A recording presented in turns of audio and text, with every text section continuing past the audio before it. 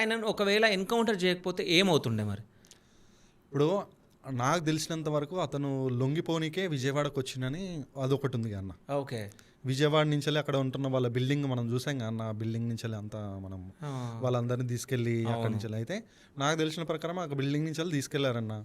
తీసుకెళ్ళినప్పుడు ఇప్పుడు మావోయిస్టులు కూడా ఒక లేఖ రిలీజ్ చేశారు కదా, వాళ్ళు ట్రీట్మెంట్ కోసం వస్తుంటే ట్రీట్మెంట్ కోసం వచ్చారు, ట్రీట్మెంట్ కోసం వస్తే పట్టుకెళ్ళి చంపేశారు అనేది వాళ్ళు మావోయిస్ట్ పార్టీ మనకు వాళ్ళు లెటర్ రిలీజ్ చేశారు. ఓకే. అయితే చనిపోతే ఏమైతుండే అన్న, చనిపోతే ఆయన లొంగిపోతుండే అన్న. ఓకే.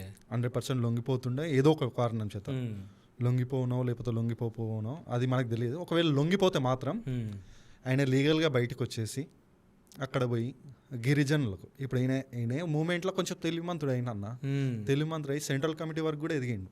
ఓకే. సెంట్రల్ కమిటీ అంటే నాట్ ఏ జోక్ అన్న. Okay. PLGA, people's guerrilla liberation army అని. ఓకే. దానికి కమాండర్ అంటే ఏందన్న, ఎక్స్పర్ట్స్ ఉంటారు దాంట్లో, వెపన్ ఎక్స్పర్ట్స్ ఉంటారు. ఇప్పుడు తుపాకులు, ఇప్పుడు గన్స్ ఇట్లా హ్యాండిల్ చేయాలని ఒక 10 మందికి ట్రైనింగ్ ఇచ్చే అంత కెపాసిటీ ఉంటుందన్న. అతను తప్పించుకోలేడన్న వీళ్ళ ఎన్కౌంటర్ నుంచి వెళ్ళి.